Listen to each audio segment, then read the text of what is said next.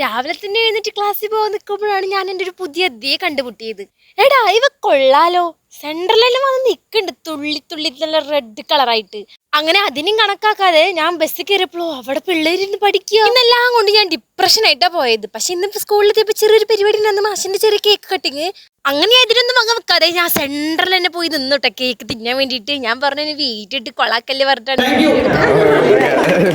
മാഷെ എപ്പോൾ കേക്ക് മുറിക്കും അങ്ങോട്ട് ഈ ഒരു ഡയലോഗ് കയറിട്ടോ. എൻ്റെ മാഷിനെ ഞങ്ങൾക്ക് ഭയങ്കര ഇഷ്ടമാണ്. നമുക്ക് ഓരോ പഠിപ്പിക്കുമ്പോൾ നമുക്കൊരു സ്പെഷ്യലായിട്ടൊരു ടീച്ചർ ഉണ്ടാവില്ലേ, ഞങ്ങൾക്ക് അങ്ങനത്തെ ഒരു മാഷാണ് കേട്ടോ ഇത്. ഞങ്ങൾക്ക് ഈ മാഷ് പോകുമ്പോൾ ഞങ്ങൾക്ക് ഒരുപാട് വിഷമമുണ്ട്. മാഷ് എന്ന് പറഞ്ഞാൽ നമ്മൾ എത്രത്തോളം സപ്പോർട്ട് ചെയ്യാൻ പറ്റും അത്രത്തോളം സപ്പോർട്ട് ചെയ്യണതും. അതുപോലെ തന്നെ ഞങ്ങൾക്ക് പോണേ കുറച്ച് ചിലവ് തന്നിട്ട് ഞങ്ങൾക്ക് എന്തെങ്കിലുമൊക്കെ ചെറിയ പണി ചെയ്താൽ പോലും ഞങ്ങൾക്ക് 7up ആയിട്ടും അങ്ങനെ എന്തെങ്കിലുമൊക്കെ വാങ്ങി തരുന്ന ഒരു മാഷാണ് കേട്ടോ ഇത്.